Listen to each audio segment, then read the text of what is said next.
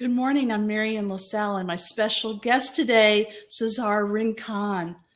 Good morning. This is Good this is morning. yeah, this is an opportunity for us to get to know this wonderful man. We're both in the Houston area, and this is Future Media TV.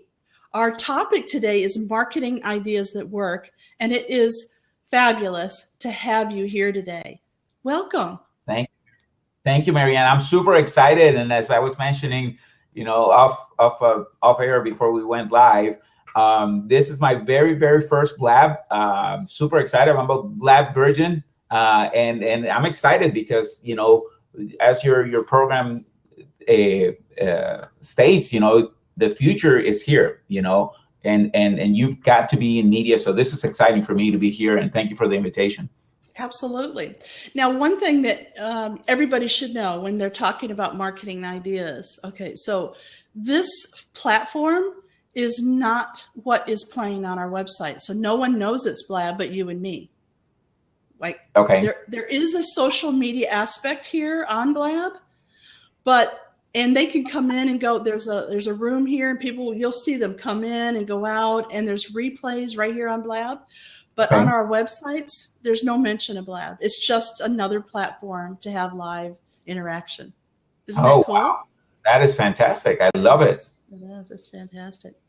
So we can also do some marketing ahead of time, ahead of our shows. We can do some marketing after the shows because the way that it's set up over on the side, you can click a button, and for the last 30 seconds, that will go up to Twitter. And so you can share it out. It's pretty cool.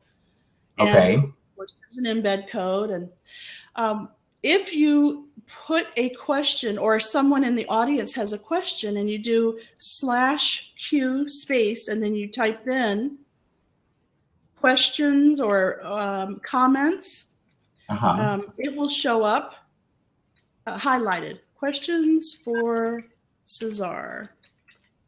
And I'm going to show you what I'm talking about. So I just did that, and watch the empty space. It now has whatever I typed in there. So everybody knows what we're talking about. Okay. Pretty cool. Wow. This is really cool. I love it. Yeah. So let's talk about the marketing that you're doing. Let's first tell everybody exactly what it is that you're doing, who you are, and what you got going on. Excellent. So, my name is Cesar Rincon, and I've been in sales and marketing for, I'm going to date myself here in a second, about 20 years now. And, for the last 13 years or so, I've been in sales, directly in sales. And what happened to me was I was working for a group of radio stations, and I discovered the concept of personal development and sales training. When I was already with that company at the time, a big media company, and I was in their production and creative department and programming, and I wanted to make more money. I wanted to take the lid off my income potential. So I moved to the sales department, and I quickly found out that there was very little training. Basically, it was like, go sell and hit your budget or else, And I fortunately came across an article by Brian Tracy, and that article talked about the 7 steps to sales success. And I followed them carefully, and then I bought a book and an audio program, and I went to a seminar, and just became addicted. Who was that book you read? Brian Tracy. Okay, by Brian Tracy. Okay. Brian Tracy, yes. And so what happened was, I would read a book, or I would listen to an audio, and I would apply what I learned, and I got results. And then I would learn something else and apply it, and I better results, and it just kept getting better and better and better. And in about a year and a half, basically my first full calendar year, I became the account executive of the year, which is kind of like the MVP of sales for that company here in the Houston market. And I realized that everybody had that same potential. The only difference was that I actually got that information, used it, and got the result. So I kept doing really well. Then I went on to manage a television station, and and part of it was that continuous, never-ending improvement. And then as a result of that, people started asking me to help them. what are you doing? What is it? And so I started writing a newsletter, and that eventually became a book. And so part of my job, my current situation is I have my marketing company, my traditional advertising, and then also my sales training. But here's what's interesting. Just recently, about a month ago, I decided to get back in the trenches, man. And we talked about this briefly. I decided to get back in the trenches because you can talk the talk or you can walk the walk.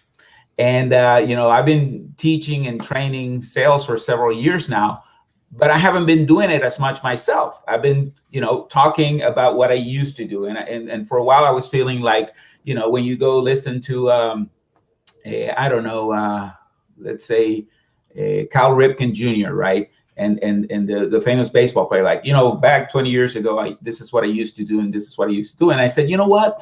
Maybe it's time to get, dust off the gloves, and let's get back in the trenches. So I actually, through a series of events, I actually joined the local ESPN Spanish sports radio sales team here in Houston, in an account executive position, so I can be back in the trenches. And basically, of course, there's great opportunities. It's a fantastic radio station, but most importantly, because I wanted to get back and sharpen the saw and be on sales calls all the time instead of telling people how to sell. I'm back in the trenches selling, and I'm loving it. I'm loving it because I'm going out and practicing and repracticing what I teach. I'm still going to be speaking from time to time. I'm still going to be doing some trainings, but I'm loving going out and making sales calls every day. Like I'm practicing what I preach, and I'm just having a blast. I'm having a blast. We're getting great results, and it's interesting because just yesterday I went on a sales call, and I took somebody that I'm mentoring with me. Okay, so I took this account executive. She comes in, listens into the meeting, and then we debrief after the meeting. I share with her kind of certain things that I did and why I did them. But then I also realized that I missed a couple of things that I normally teach. But when you're in a sales call, when you're in a presentation, it's hard to do everything. It's kind of like you go to war, you're in combat, and the manual says you need to do this, but when you're there, maybe you forgot to do this, you forget to do that, and that's the reason why I'm excited about making sales calls again, because success and perfection is about repetition and mastering the basics. In particular, I'll share with you what I forgot to ask yesterday, which is crucial for sales, is I forgot to book the meeting from the meeting. So at the end of the conversation, we're like, okay, well, let's talk about, what's next. And say, well, you all figure it out and give me a call. And they may or may not give me a call. They probably won't. The key is, actually, they probably will, because it was a referral, and I think they're pretty serious, and they were pretty specific on what they wanted. So I think we'll. But you can't count on that. But what was interesting, but I can't count on it because I don't have a firm set appointment for the next time. Right. So and here's what's interesting, Marianne. People do what you ask them to do. Okay. And this is where sometimes salespeople, and even in marketing, I'll tell you a little bit about that in a second. But in sales, people are afraid to ask. People are afraid to make requests, and 95% of the time, people will comply to your request as long as it's not something crazy or outrageous. So that little nudge of difference, instead of saying, okay, well, great, give me a call next week, I could have said, how about we circle back on Tuesday morning? And that would have given them a deadline to decide on their budget, to decide on what they want to do. So I would have had a firmer commitment. It's one of the things that I teach, but when you're out there doing it, sometimes you're like, oh man, I should have done this, or I should have done that. So I'm super excited. I'm going on sales calls and meeting clients face to face and being back in the trenches, per se. Interesting. Okay. So how do you find those people? What, or better yet, do you do any marketing so they can find you, or do you strictly just go out there and find them and hunt them down? get that saw out that you got so sharp?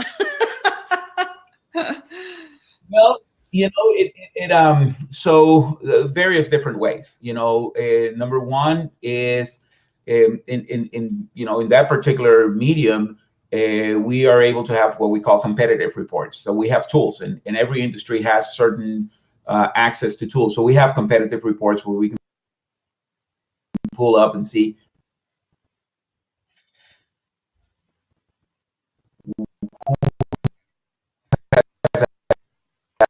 advertised on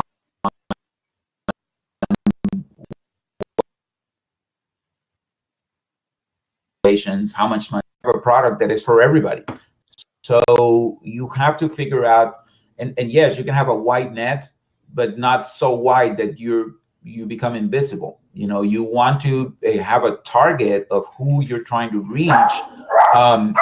So that's the number one thing, is you got to define the market. The second thing you want to do is you want to figure out where you can find that market. And let me give you an example. Let's say you have a product or service for runners, right?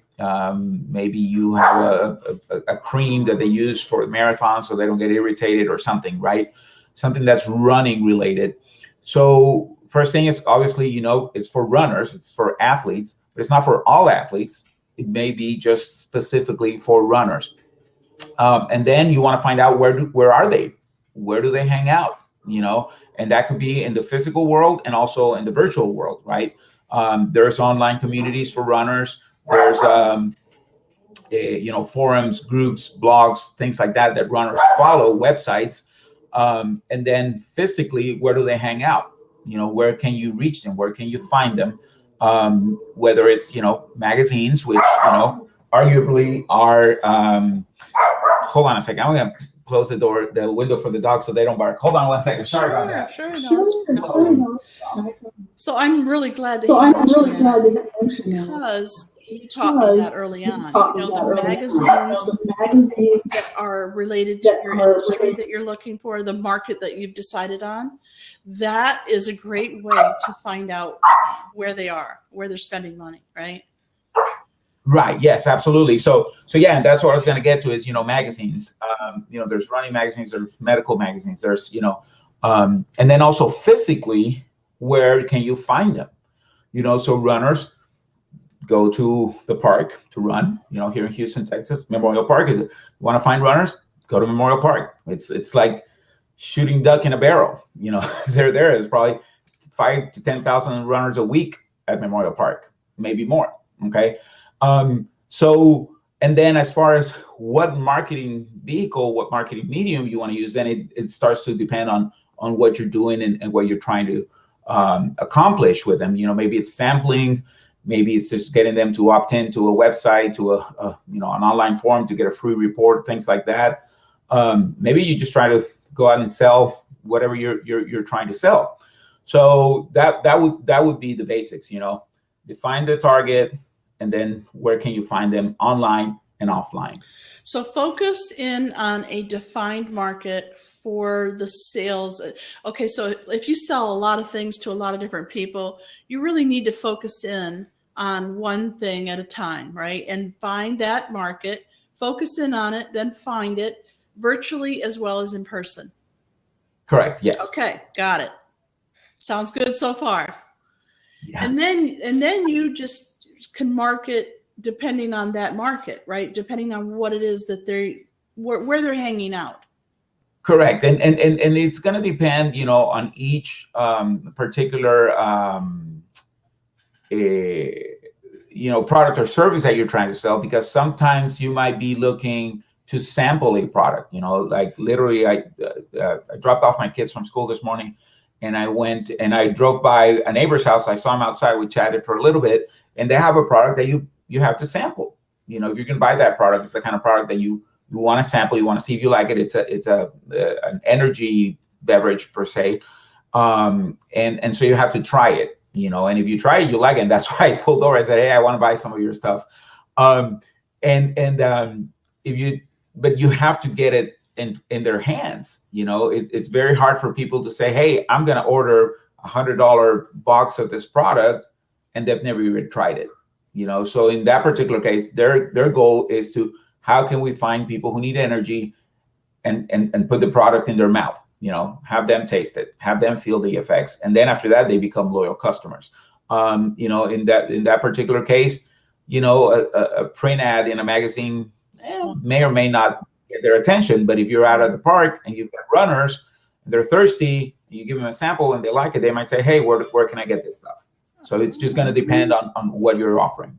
Like seriously going out there, meeting your market. Absolutely. And then of course, one of the things that I when I'm talking face to face, the best question you could ever ask is, who do you know? Because the referrals are always the most important part of any equation. Interestingly enough, the sales call I went on yesterday was a referral from a friend, somebody that does business with that particular business that I went to visit. And so when I walked in, I, hey, nice to meet you, blah, blah, blah, the pleasantries. And I say, well, John says you're the best. That's it. I didn't have to sell myself. I didn't have to,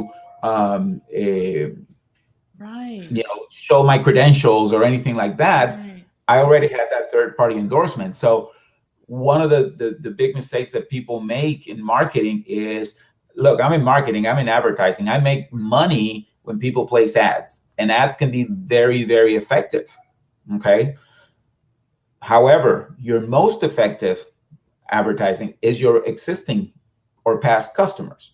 And most businesses fail to recognize that, including myself, because it's hard. It takes a lot of work to remarket to your previous customers, because you think they're automatically going to buy from you. And even though they've bought from you in the past, they don't necessarily have to buy from you.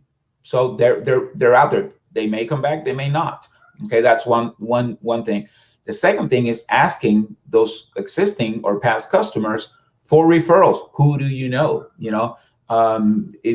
As you're building the Future Media TV program, who do you know that should also be featured on this show? Who do you know that also owns a business and is looking to grow?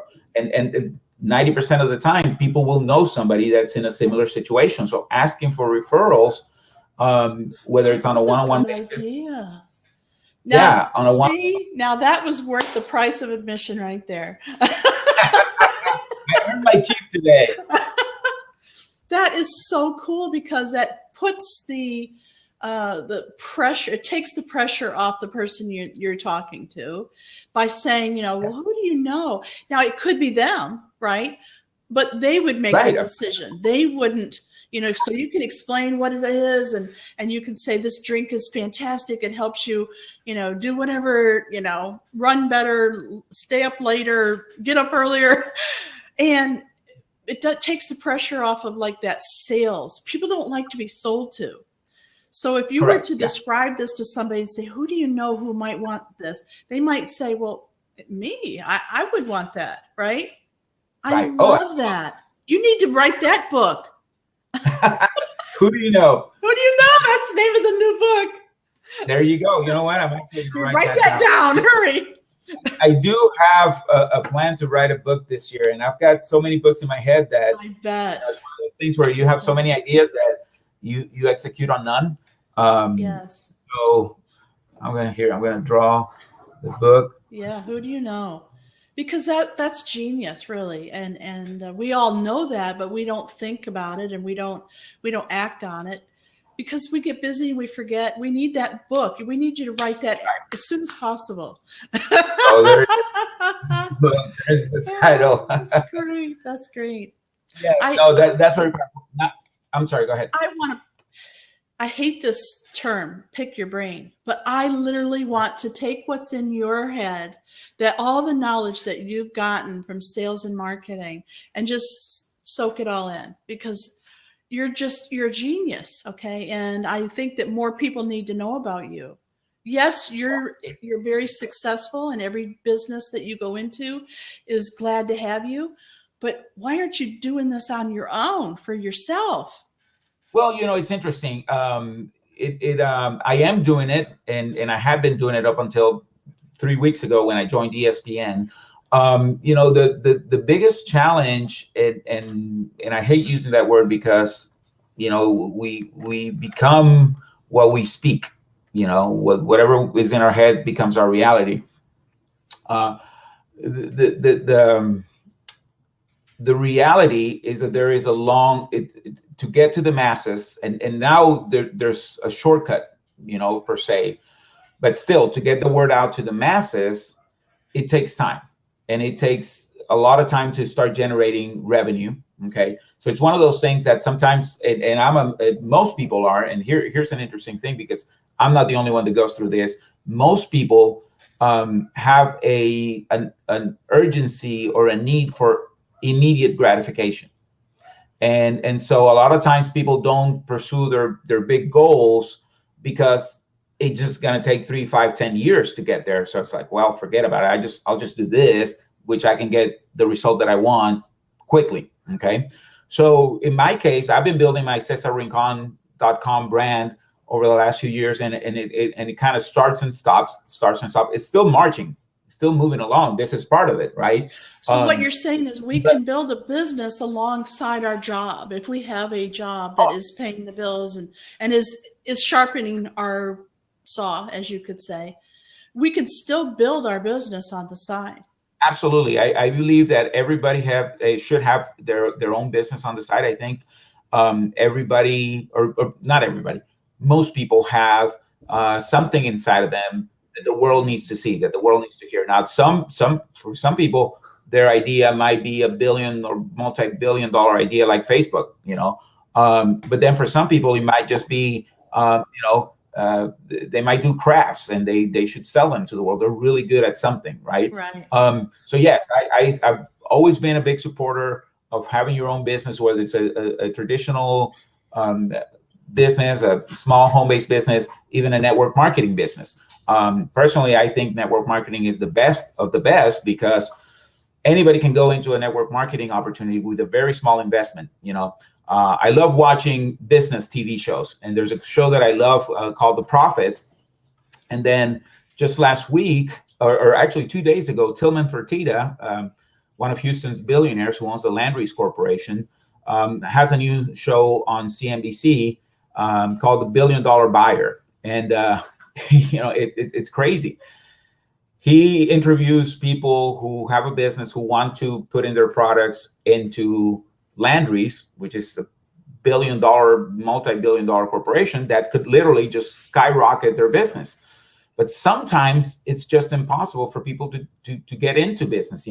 They showcase the business here in Houston, and they say, well, we just opened our new store, the Woodland store, and it cost them $350,000 to open the store. Now, the average person that has a job doesn't have $3,000 to start a business, but anybody can start a small business on the side and build it over time. The key, and this is kind of steering a little bit from marketing, but the key is to have long-term vision. Because see, most people say, well, I can only sell 3 of these. I can only make, whatever, 5 mason jars full of cookies, if that's what they make. I don't know. 3 a week, and I could never have a big business of it, or I could never make a living with it. Well, you could if you stick to it long enough, okay? Because it takes time. One of the things in business, and I'll share the story of the bamboo tree. I don't know what the numbers are, but what the exact details are. Somebody may correct me on this. But the bottom line is this: when the bamboo tree takes several years where you're watering and it's getting sun and nothing happens. So you look at it and there's nothing. You plant it and there's nothing coming out. Okay. And then in a period of about 90 days, or something like that, 5 weeks, 90 days, I don't know what the number is, doesn't matter. It grows like 90 feet. Wow. Okay. So that's what can happen in a business is if you're there and you're there consistently, boom, boom, boom, boom, all of a sudden, boom, you catch a break, you catch a wave of momentum, you finally, everything kind of comes together and your business can explode. So absolutely, I believe everybody should be doing something and not giving up. I'm so glad you mentioned that, because it is true. Sometimes we don't wait long enough. And so I think everybody needs a coach or a mentor or a mastermind group or something where they're not connected to you, you know, in your money making operation, and they can give you some advice, because sometimes we don't know if it's just a bad idea and we should give up, or if we should just wait just a little bit longer before we start seeing the results. Agency 258 is just like that. It started off slow. We didn't really understand, you know, what's going to happen. We could have given up, but no, we just kept pushing forward. And people like you came along and said, you have a good idea. Don't give up, right? So I loved the conversation that you and I had. I hired you as a consultant to help me with my sales and marketing, and I'm so glad I did. Every time I see a magazine, I think of you. I really do. And I'm sure you're still available, right? After work and on weekends and stuff. Yeah, that's great. Absolutely, yeah. So I expect that book to come out very soon, like ASAP. Yeah, you know what? I like that. I am, and I have some ideas in how to expand that the concept of who do you know, and really it's about stories. You know, yes, that's all. As I say, based around the emotion, the stories, the emotion, right? Isn't that what we're after? No matter what product or service we're trying to buy or sell. Buying is an emotional, it's an emotional decision, and then we justify it with logic. You know, as they say, a friend of mine was sharing a story about his purchasing a Lamborghini, right? Logically, why would you buy a car that costs a lot of money, only does 4 miles to the gallon, you know, insurance is expensive, you know, whatever, an oil change is $3,000 or whatever, I don't know. But he said something, he said, but I look good in it. You know, and of course you can afford it, right? Oh, that's great. So yes, absolutely, buying is always emotional. That's great. Well, I'm really glad you mentioned those shows. The new $1 Billion Buyer. That sounds like a fantastic show. Yeah. And where did you say we could watch that? On CNBC, and you can also follow them on Twitter at $1 Billion TV is the handle, and then the hashtag is $1 Billion Buyer. And you know, it's interesting because the other thing that we have an opportunity now is, you know, the walls have come down.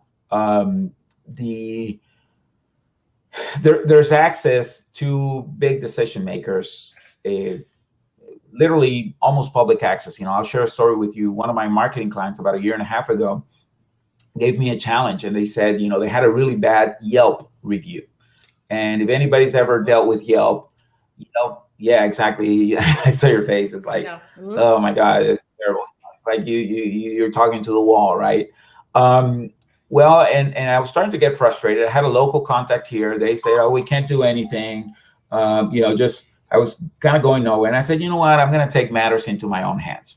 So I went on LinkedIn, looked up the CEO of the company, tried to friend him. I don't remember if they friended me back or not, but I did find their names and their Twitter handles. So I tweeted to the CEO, the COO, and somebody else at the company. And within 24 hours, I got a tweet back saying, contact customer support, they'll take care of it. Really? Right? And I tweeted something. Yeah, I tweeted like, I don't know, it's like, you know, at whatever the guy's name was. And I said, you know, terrible review, customer support won't cooperate to take it down. And I put a link to the review because it was a slanderous review. I mean, it's okay if you say I didn't like your food, but it's not good if you're saying you don't have a health department permit, or in this particular case, it was a dentist. The dentists don't have a license. I'm like, no, you can't say that. They have a license, and it was just being slanderous, right? So anyway, so I put the link on there, and they tweeted back. So I took a screenshot of that and sent it back to customer support with the link to the review, and within 2 hours of that, they took it off. I love Twitter. Yeah, it's amazing, and you know, it's interesting. We don't use it enough. You know, right now here with this $1 billion buyer, if you want to be talking to people who are business minded, business related, that like the show, that like business, tag everything $1 billion buyer, tag it the profit, because these are great shows. Tag it, Shark Tank. So depending who you're trying to attract, and as I'm saying this, I'm saying like, hey, I need to do this myself. It's out there. You can get their attention. Will you look at the sidebar? For me? Yes. Yeah, I'm already on it, dude. Right? There you go. Yeah. That's right. Really? You beat me to it. No, you told me what to do. I did it like that fast. Yep. See, I'm one of your best students ever. Yes, and you know what? And you're absolutely right, Marianne. It's about taking action. The best ideas are worthless if we don't do anything with them. So I commend you for doing that, because most people take the notes and they don't do it. Right. But here's the other thing that's important, and this is part of my one of the areas that I'm not good at. And when I say that, I'm reprogramming my mind, but I'm also realistic. It's not my strength, right? Right. Is having a detailed plan to execute. Okay. Where, we can do $1 billion buyer now, but will we tweet it again a week from now, 2 weeks from now, 3 weeks from now, right? So one of the things that sometimes people do, and I include myself in that, is that we act on the spur of the moment, but we're not acting behind a consistent plan. Okay. And this is how I look at it. Most people say, hey, let's go build a building. And they say, well, hey, how about we buy some glass for the windows? And then they go, hey, look, I got a great deal on glass. And they show up with a truckload of glass, but they don't even have the plans for the building yet. Okay. Yes. So there's got to be a plan. There's got to be a vision. That's what I'm saying. Who's your target? Where do they hang out? What are you going to do about it? And then execute on that plan so that you can consistently see the job through. See, I'm a big believer in chipping away. Chipping away. Eventually, if you look at the Grand Canyon is, I don't know how many billion. I was just there in December. It's, I don't know how many millions of years of just the water going in the same spot, going through the rock, and it erodes it. And if we stick to something long enough, going after a certain target long enough, you'll break through. The biggest challenge is that people will do something for a little while and they don't see the job through. And this is classic. And I'm, I know this because I live this all the time. Losing weight. People start a diet, and I'm not gonna say people, I'm gonna say me. I started a diet on Monday. By the middle of the week, I had a business lunch and this and that, and you got off track and you forgot about it, and you forgot about your original goal. Cake in front of me. Good God, really, they did that. And what am I gonna do? Say no? I mean, come on, they're gonna throw it in the trash. It's not fair. So we do that, and we get course, and then it's hard to get back on track.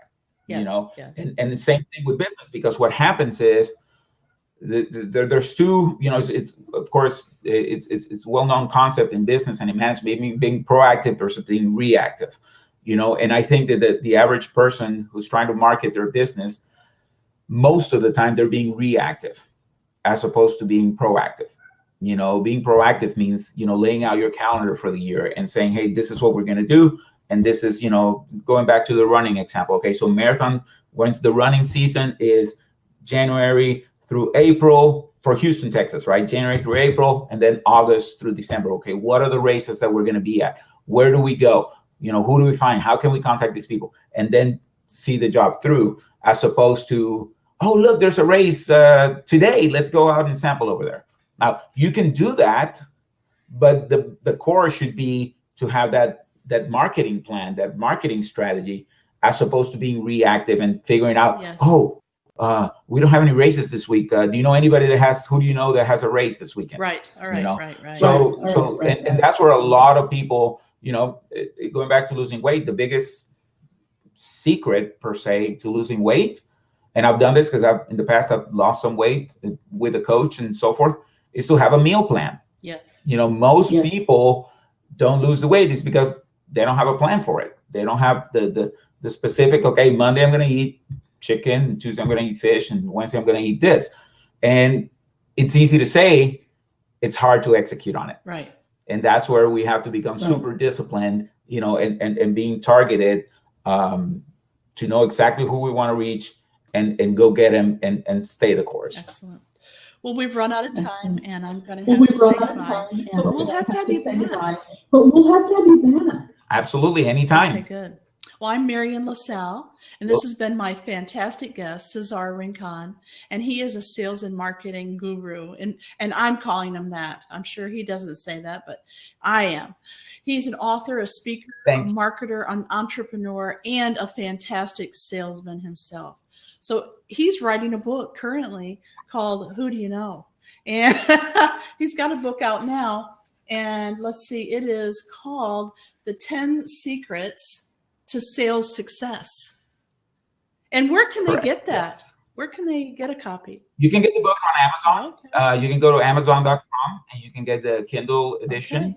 And then also a hard copy edition. You'll have the choice on Amazon.com. Just look for Cesar Rincon, 10 Secrets to Sales Success. That's great. Thank you very much for joining us today. Okay, we're here My pleasure. every Tuesday and Thursday at 8:30 a.m. And sometimes we're here at 9:15 a.m. And we look forward to having you watch the replay. If you weren't here live today, futuremediaassociation.com, you can see all the replays. And we look forward to hearing from you. And I'd like to know, who do you know that you would like to have on the show next? Bye for now. Bye.